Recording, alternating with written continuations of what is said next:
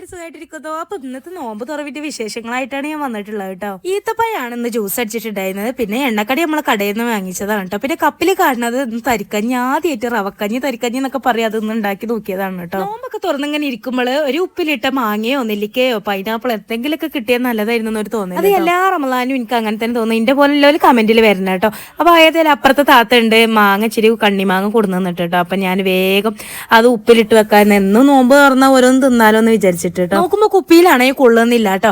അപ്പൊ ഞാൻ വേറൊരു കുപ്പിയൊക്കെ നോക്കാം, ഇപ്പൊ എവിടെയും കാണുന്നില്ല. അപ്പൊ ശരി എന്നാ ബാക്കി എന്നാലും ഉപ്പിട്ടും കണ്ട് അങ്ങനെ ഉപ്പിരുമ്പി തിന്നാന്ന് വിചാരിച്ചു കേട്ടോ. ഉപ്പ് മാത്രമായിട്ട് തിന്നാന്ന് വിചാരിച്ചപ്പോൾ റിസുവിന് എന്താണെങ്കിലും മുളകും പൊടി ഇച്ചിരി ഇടണം കേട്ടോ, ഇല്ലെങ്കിൽ ഓന് വേണ്ടാന്ന് പറഞ്ഞ്. അപ്പൊ ഞാൻ പറഞ്ഞു നല്ല എരിവ് നിനക്ക് പറ്റില്ല എന്ന് പറഞ്ഞിട്ട് ഓൻ എന്ത് പറഞ്ഞിട്ട് കാര്യമില്ല, ഓനക്ക് അങ്ങനെ തന്നെ വേണമെന്ന് കേട്ടോ. ഓനെന്നെ തനിച്ച് തേച്ച് തിന്നോണ്ട് എന്നാ പറഞ്ഞത്. അപ്പൊ ഞാൻ നോക്കുമ്പോ നല്ല രസമുണ്ട്, പക്ഷെ പുളി കുറവാട്ടോ. മാങ്ങന്റെ തൊലിക്കൊരു ചെറിയൊരു കയ്പുണ്ട് കേട്ടോ. മുളക് ഇട്ടിട്ട് താൻ തിന്നെന്ന് പറഞ്ഞ് ഞാൻ കൊടുക്കുകയാണ് കേട്ടോ. അപ്പൊ അവനാണെങ്കിൽ പറയാൻ ഞാനിത് ഉപ്പും മുളകും മാത്രം തിന്നുള്ളൂ, മാങ്ങ എനിക്ക് വേണ്ടാന്ന് കേട്ടോ.